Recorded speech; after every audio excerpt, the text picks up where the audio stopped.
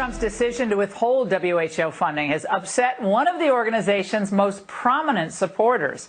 Well, that's Microsoft founder Bill Gates, tweeting in part, halting funding for the WHO during a world health crisis is as dangerous as it sounds. The world needs them now more than ever. Well, the truth is the group actually needs Gates more than ever. With the U.S. taking a pause, he'll now be their largest active donor. That's right, 1 out of every 10 bucks that the WHO gets is from the world's second wealthiest man. So should we be concerned about how much one man has maybe an outsized influence with an obviously corruptible entity such as the WHO? Joining me now is Cheryl Shumley, who is the Washington Times opinion editor, has been writing up a storm about all this. Cheryl, is all that money from Gates influencing how the WHO operates? Definitely. And thanks for having me, Laura, to talk about this issue that's really fallen under the radar.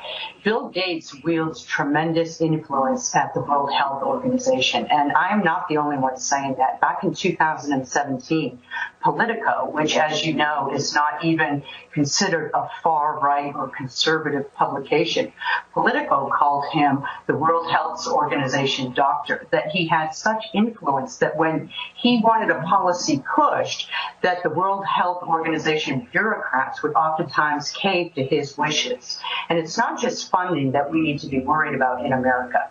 This is an unelected guy who really has no political affiliation with America, and yet he has been given a huge platform to push what I view as anti-American policies based on coronavirus figures. Yeah. And this is something that he's not going to be held accountable to by voters.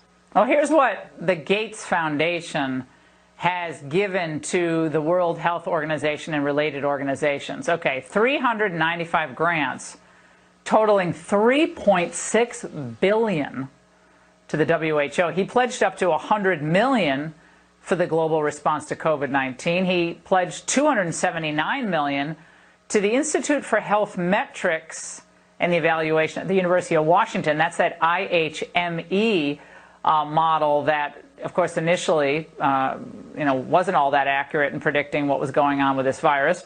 It's more accurate now with all the new data. And he gave $13.5 million in grants to the CDC Foundation. People think the CDC is just kind of an independent government agency, but they get money from the Gates Foundation. So it seems like Gates has his hand in pretty much everything pandemic-related, Cheryl.